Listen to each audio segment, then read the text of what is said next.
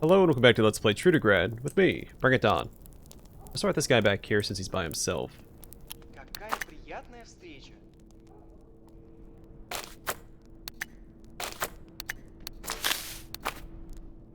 Now, this youthful fellow can't help but smile when he sees you.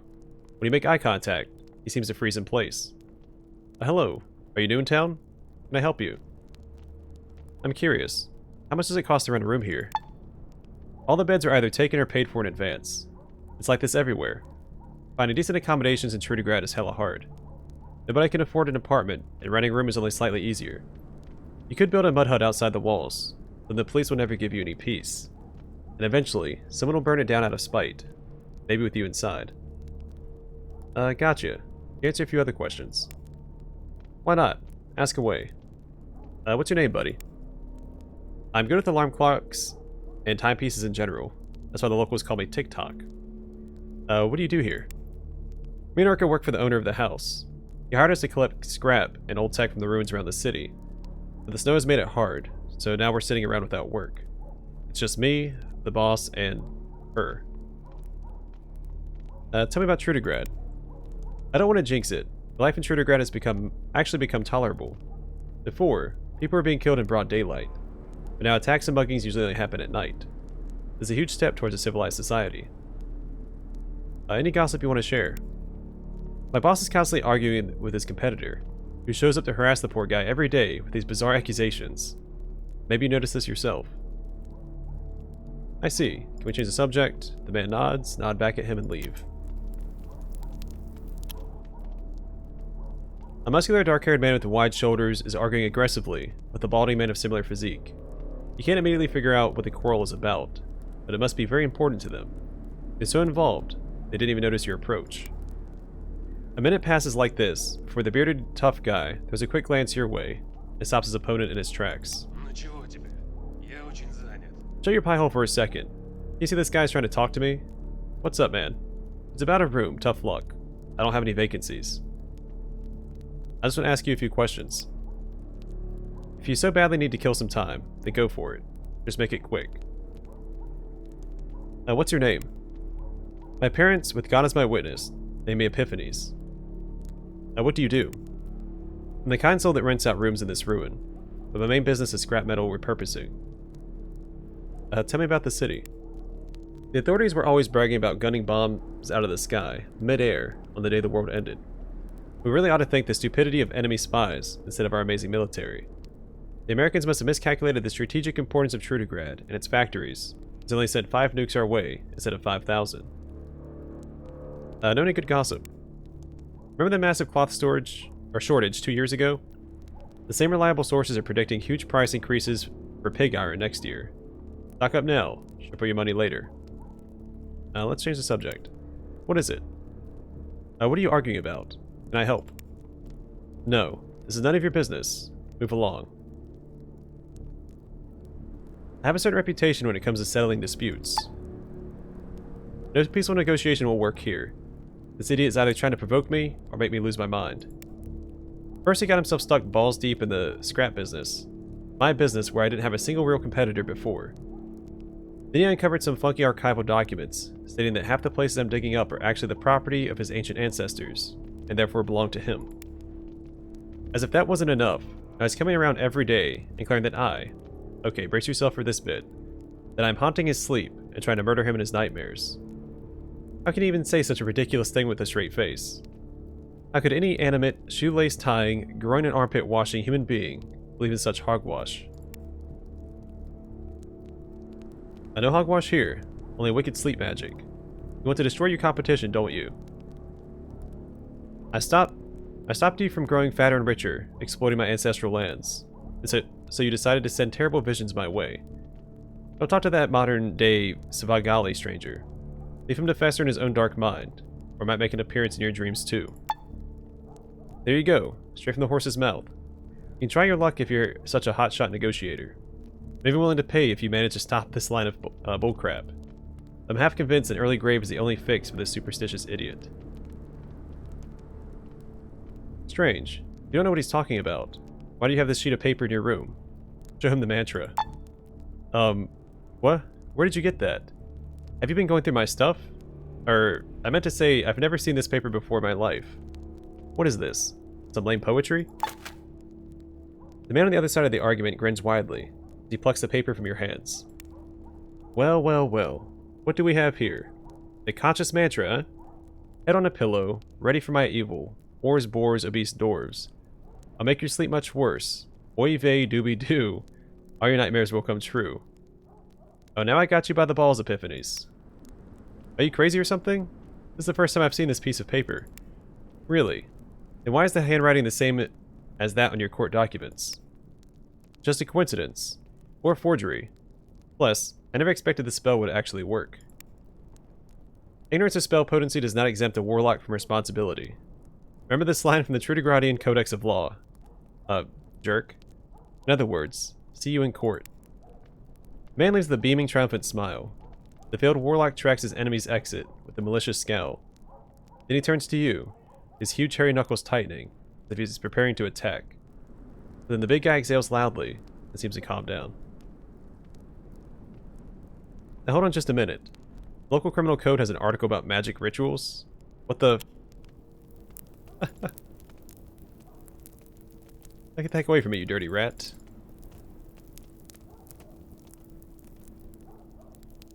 I guess I can't talk to Epiphanies then. We could probably find him somewhere else in the city.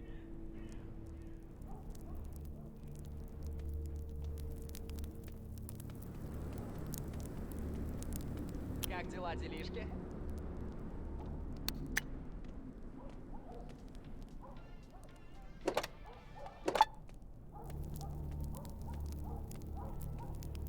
Okay. Before you stands a stocky lad of uncertain age. His red and unpleasantly swollen face is staring straight ahead at your manly chest. After checking you out, lad offers a friendly handshake. Hey there, pal. It's the first time I've seen you, but I have a feeling we already know each other. I want to ask you a few questions. I'll tell you what I know. What's your name? Name's Ruslan. Just Ruslan. What do you do? Crap, I'll take any work I can find. I'll haul cargo, cook, wash floors. I do construction and break stuff down when it's needed. Just hustling, you know. Getting to the top of that pyramid one ruble at a time. Someday I'll make it, baby. Tell me about the city. Large, noisy, and dangerous. These words best describe my landlord. In Trudograd, meh, it's okay. Having compared to where I grew up, but that's another story. Know any good rumors? People say Guangzhou caravans have some serious competition in these lands. Competition that's also from the east. Go figure. I don't know anything else, though. What else do you want? I've got nothing right now. Come back in a bit. The dark-haired, dark-eyed man sighs sorrowfully and turns to the jolly woman who keeps him company in his makeshift dwelling. See? Just like I told you. First, that uneducated savage moves in next door. Now strangers are roaming around in our living space. What's going to happen tomorrow? If we live to see tomorrow, that is. The woman rolls her eyes, and the man sighs again, before turning back to you. Wife doesn't seem to think you're a threat. Well, out with it. I want her to hear it for herself. What did our terrible neighbor ask you to do to us? I don't know anything about any neighbors. What are you talking about? You really don't know the guy. He calls himself Ruslan. Don't know if that's his real name. Listen, maybe you can help us. Not just me and my wife. By us, I mean every honest, humble soul in this mighty city. Sounds important. I'm listening. You see, Ruslan, our new neighbor, moved into the other apartment in this building recently. He's a foreigner. A northern foreigner to be precise. Already sounds suspicious, am I right? Shrug and say nothing. Being a northerner is not his only sin. Every night, this golden-maned, foul-mouthed hooligan sneaks out into the streets. As my recent investigation has shown, he heads over to a stack of old cable reels and hides something there. Most probably notes. Yeah, so as I speculated, he's the drug dealer, because I think the woman with this guy had mentioned that he had visitors like late at night and just had suspicious activity in general. I think he's responsible for the Black Lotus. What notes, you may ask? The only sensible answer is that they're secret instructions on how best to conquer the scrap quarter during a full-on northern invasion. What else could they be? These reports are then delivered to their tribal spy master, who's busily plotting the terrible tortures they'll apply to us honest locals when their accursed legions conquer Trudograd. Without proof, our local policeman will not lift a finger. I'm too scared to search out the truth on my own, especially at night. I tried looking during the day, but a secret cache had already been retrieved by his handler, which must happen around daybreak. Please, young man, for my sake and for the sake of this great city, investigate this matter fully. In return, I will gift you with the bounty of expired medications, which I cannot use myself because of the likely health risks. Deal? Yeah, I checked his secret cache and learned he's not a northern spy. He's a drug dealer. Even before you finish telling the man about your discovery, the enthusiasm on his face has evaporated completely. Oh, I thought I was like a character in a spy novel who uncovers a thrilling conspiracy, but as usual, real life has turned out to be much more dull. I'm going to call our local policeman right away. Here's your reward, but stick around, please. I can't promise that.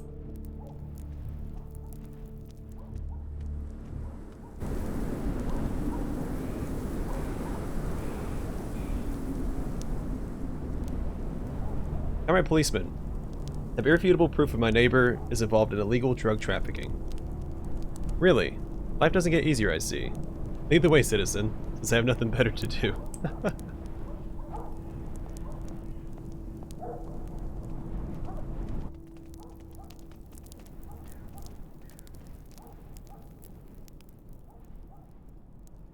Oh, what do I see here? Hey, I've done nothing wrong. You don't have the right. Hey, citizen. I can see your neighbor wasn't lying. What's under your bed? And even under that chair? It's activated charcoal, I swear.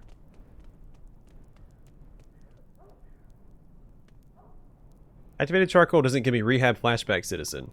This is Black Lotus. Get him, comrade policeman.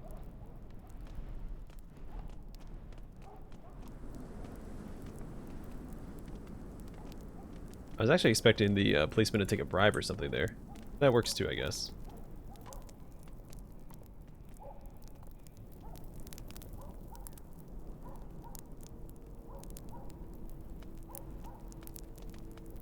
Yeah, so he won't talk to me anymore, that's fine. I do hope that I can find the other guy and speak to him later.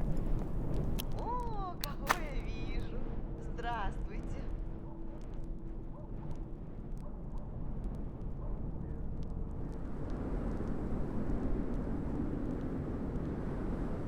Stalker Igor's... Oh, that's relevant to the knife, right?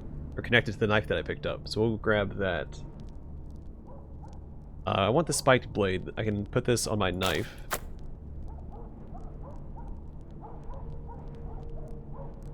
I can put this on a saber if I find one. What does this do? So plus 5% chance to ignore armor, plus 35 to weapon skill requirement, and plus 3 melee damage. I'm gonna grab all of this stuff.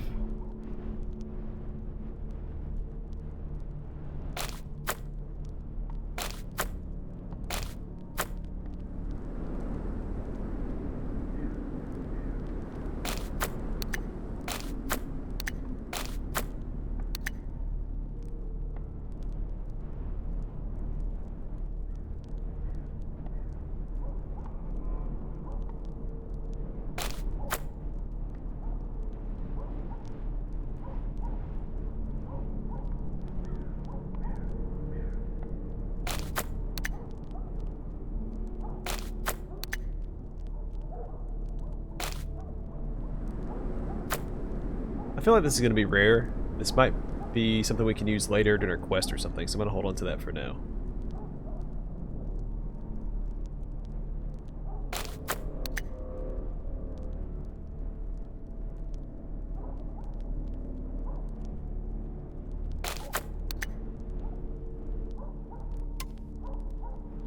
I don't usually use alcohol either, so I can sell all of that if I have any more.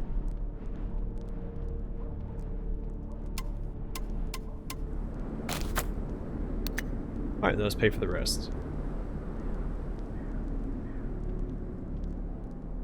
Let's just hold up on that. I don't think I can actually craft, can I?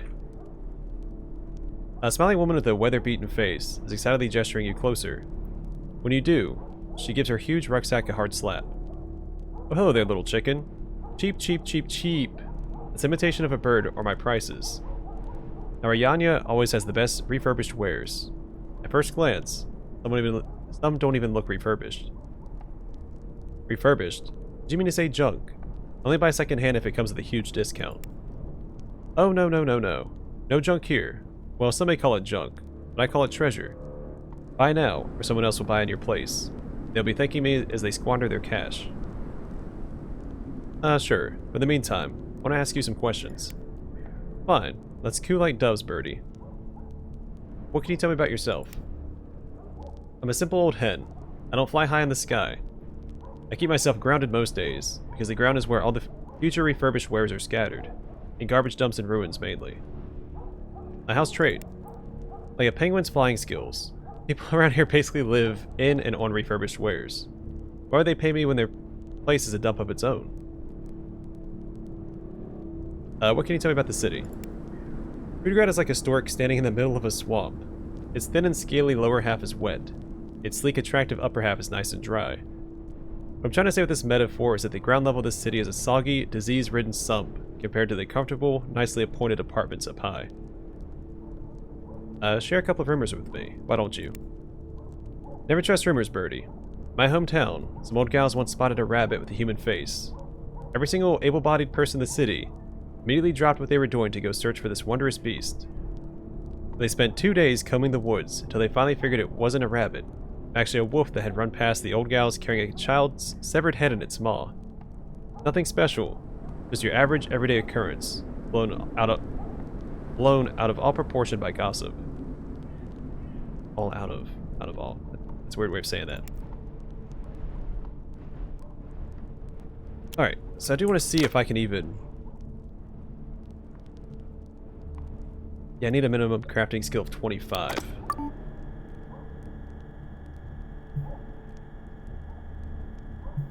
It's possible when we get companions, they can do it for us. You know what? I'm going to grab this anyway. While it's here. No, I'm not. I don't even have that weapon type yet. There's no guarantee I'm going to find it.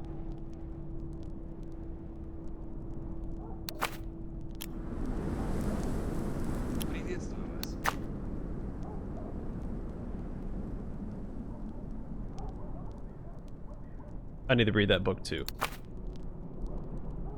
A man stands in front of a burning barrel. He's surprisingly well dressed. His face is clean, and his hair neat and trimmed. He's holding a pewter mug filled to the brim with black coffee. His pockets are full of cleaning tools and supplies. He smiles at you. Hold it right there, big fella. You have a chimney that needs some winter cleaning? If so, I'm the man for the job. Not really. Can you answer a few questions, though? I don't have anything better to do, so sure, we can talk. Tell me a bit about yourself. I'm a member of the Chimney Sweep Union, or CSU. It's a powerful organization here in Trudograd. Ever since the river breached its banks and our winters got so snowy, we've had more work than we can handle. When we get a contract with the Trudograd Machine Factory, the bills just keep on rolling. What can you tell me about the city? I've got nothing new for you. Any Trudegradian will tell you the same. It's a great old place. Too bad the streets are so dirty, though. As a person whose job is keeping things clean, I feel literal pain looking at this unholy garbage pile. It is so hard to just put your litter in its proper place. Sorry, went off on a rant there. Is there any work to be had in these parts? Depends on the time of year. I don't think an adventure seeker should have any trouble. Heard any good rumors? I'll tell you a true fact instead of some rumor. Here in the scrap quarter, an honest-to-God drug dealer was recently caught. That's some good news right there. Now, let's change the subject. The man shrugs and smiles. Takes a sip of his coffee. Look weirdly clean for a chimney sweep. Hee hee. There's no secret to my style. I just like to take care of my looks. And, to be honest, I haven't had many assignments lately. Why not? Winter must be the best season for folks in your profession. Yeah, it ought to be. But the scrap quarter isn't the best place for work, even in peak season. Not many functioning chimneys in this place. Why do you work here then? I volunteered to switch places with another chimney sweep with less seniority, and in turn, my chimney sweep union, or CSU brethren, pulled some swings and had a certain person banned from entering the city. There's a price for everything nowadays. I want to talk about it anymore. Enough. Sure. If you don't want to say if you don't want to say more, don't. Yeah, to every life, a little rain must fall. But it's just a temporary setback. Nothing serious. Listen. Is your last name by any chance, Vasilkov? Yes, that's right. What of it? Thing is, there's a woman walking around by the city gates, saying you're a deadbeat father. Vasilkov abruptly goes pale as a snowbank. His smile sliding off his face is so much like a landslide. Find yourself waiting for the crash. So that's why you're... Oh god. I'm so sick of explaining this. There's no child, get it? She doesn't have a child. Her child is long dead. Then what is she holding in her arms all the time? A big turnip. Yes, you heard right. Yeah, the text even said it was a turnip after I failed the perception check or whatever it was. Or the attention check. So, I knew it was a turnip all along. Yes, you heard right. She swallowed up your garden variety root vegetable, and in her twisted imagination, really believes it's her baby son. Except her real child died at birth, choked in his own umbilical cord is what I heard. Vasilkov makes the sign of the cross, and curses under his breath. Whose child was it? Yours? Yeah, it was mine alright. Last winter, me and the boys were out in the waste helping a farmer with a dozen dirty chimneys on his property. Driving back, we stumbled upon a lonely hut where that crazy chick lived with her mother. We stopped for a drink of water. I chatted her up and told her a heap of rubbish about love at first sight and wanting to marry her. It was clear she had a screw loose right from the start. The boys told me, crap, they begged me, not to stick anything in that crazy. But I, idiot that I undoubtedly am, said screw it, and dove in for the kill like a kamikaze pilot. A few months later, I was driving by that same place. She was standing by the road waiting for me, her and her fat, round, pregnant belly. I was scared all right. I knew for a fact there was no way I'd actually marry that loon. I decided that since the baby was mine, I'd help her financially. And then the child came out stillborn. From my perspective, that meant I was free and clear of all charges. But no. A few days later, she started following me with that darn turnip. This is a difficult situation. Whatever shall I do with you? Vasilkov decides not to answer, but he's watching you very closely.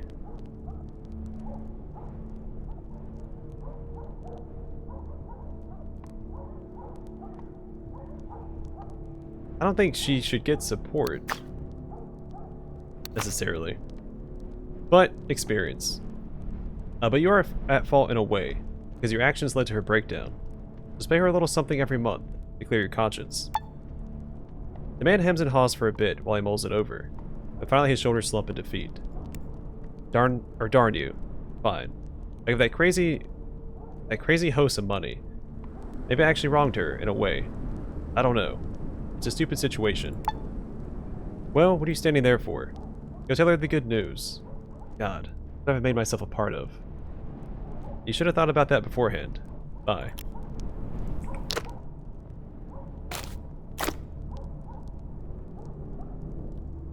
You take an iron-bound book from your backpack. A wide leather strap holds it shut. There's a handmade piece, clearly one of a kind. You wonder, what is it hiding? What obscure secrets lurk betwixt its venerable pages? And inspect the cover. Look over the faded metal cover, but don't see anything noteworthy. Look at the back of the book. You find a cartoonish portrait, almost a caricature, of a heavy-set man with his hair combed back. Rap on the book.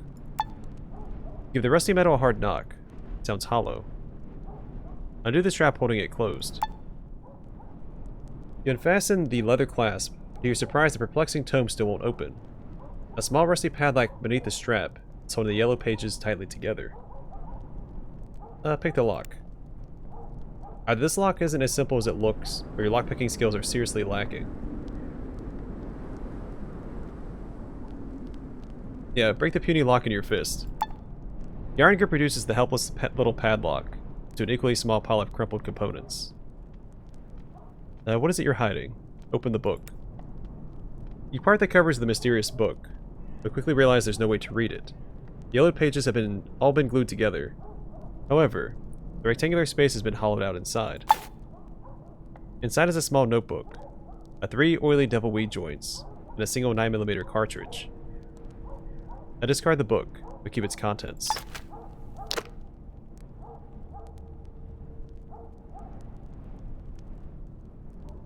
Stalker Igor's Play.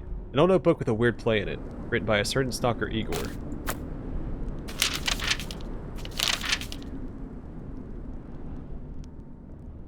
Citizen number 9502, or a modern-day Frankenstein's monster. An autobiographical tragedy by Igor the Stalker. Cast. Number 9502. Half-naked, existentially challenged victim. Doctor. The probable father and creator of the poor tortured soul, numbered 9502.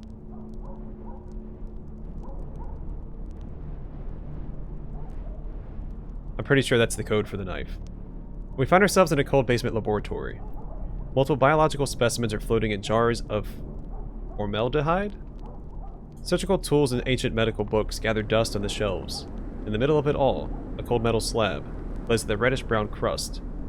The doctor is washing his single-use surgical gloves in murky tap water. Number 9502 stumbles forth from a tiny broom closet. Oh, I not recognize this room of doom and gloom. Pray tell, my lord, what are mine purpose in this gale most vile? I see you're finally awake. This is going to be fun. Indeed, I have fallen out of sleep. My mind is a field untouched by dirty and ignoble hand. It needeth crops of memory to bloom. I recall neither happiness nor grief. Experienceless I am, and in this case is not more. Who am I? What doth my life mean? What purpose hath I here in this sub-basement plane of existence? Should I exit this realm? You there, old man. Please, share with me your knowledge on the nature of my ignorance. But be honest, for I hath no way to tell if you lie. And dang, son, you look a right mess. Glad you're walking on your own 2 feet at least. The old man, a doctor no less, for his chest sports a stethoscope, called me his son. Possibilities dance before me, debilitating. But I rather believe that this man sired me with some gullible gutter rat. Will I accept the truth of my making? Oh, the terrible truth. I remember not because moments ago I was not. He made me here. I am his disgusting, grotesque lab experiment. Good for nothing but the jeers of the gawking crowd. A freak of nature. Oh, you played God all right. You played that sucker good, old man. Uh-huh. Listen, we barely saved you. You choked on your own vomit. He even pooed on my poor operating table, then just fell asleep. Never even caught your name. What is this trickery, and does it carry any weight? Is my unheavenly father testing me? As a maimed, disturbing test tube baby, alive but a moment or two. Name I have not. Or is he mocking me, in cold jest? Darn it, your speech is still foobar. Guess I'll keep calling you by your intake number. By that I mean 9502. And here I was hoping you'd already crap it out of your system. Even Black Lotus doesn't screw people up this bad. Oh Papa, I begin to discern a pattern in your parenting. You do not wish to accept me as an equal, a fellow human being. Very well, I agree. I'll take the number you have given me, now use it as a name. I'm not worthy of anything more. Oh, woe is me. My life is misery. Why are you shaking? Does this room scare you? Don't worry about it. The floor of the drunk tank partially collapsed. Now we keep special cases like yourself in the basement morgue, until you sober up enough to have a basic conversation. Next time you show up here, we'll probably have our old drunk tank as good as new and ready to go. So this is the answer to my lifelong enigma. A morgue. Of course. I am no test tube baby. The only tubes my flesh knew poured me full with embalming fluid. Oh, Father, tell me, did you truly stitch me together from disparate corpse parts? Oh, do not answer, for I already know the unfortuitous truth. This is why it is so hard to move or breathe. I'm the walking, talking dead, a grotesque abomination, a mockery of Mother Nature. Sorry, I don't know what all that mumbling and yelling means, but if you're worried about that hole in the ceiling, it leads outside. I think Nibblers dug it out a while back to feast on the alcohol-soaked corpses of your less fortunate brethren. Oh, what's this about yon hole you're pointing at? Nibblers, huh? Are you Are you showing me the path to freedom? Oh, Father, how vile of you to unleash your grotesque creation upon the unsuspecting world. Little do you know that once I crawl to the surface, I shall not follow your dream of mass terror, you crazy man-god you. Instead, in secret, I'll try to live a normal life. I'll take a new, unassuming name, like Igor the Stalker, or Vitali the Barbarian, or maybe Dobrina Iron Fist. I won't forget the number with which you christened me, but neither will anyone know my true name. And now it is time. Your son must flee towards the stars. Hey, stop. Don't climb up there. You can take the door right behind you. I haven't given you a pamphlet on the dangers of drug abuse. For freak's sake, freaking addicts. I hate this job. Finn. That was a fun read.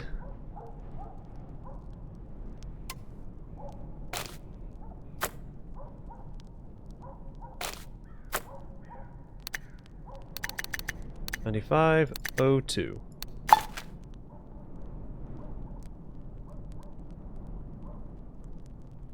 I lost the knife, but I got a necklace. Stalker Igor's necklace. This necklace is adorned with pearls and can bring the person who sold it a pretty penny. Okay. How much does it sell for?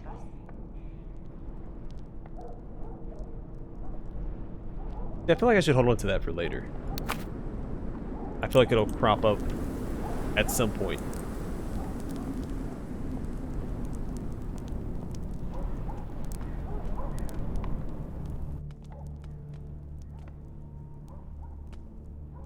Alright, I'm gonna call the episode here, and the next one we'll speak to this person, and there's 2 more people over here to talk to, then we can go turn in that quest with the turnip lady. Yeah, so 3 more NPCs here, then we'll go back to the outskirts, turn in that other quest, and I think that's everybody so far.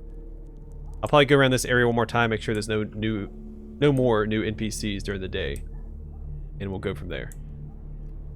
Anyway, thanks for watching. I hope to see you guys in the next one.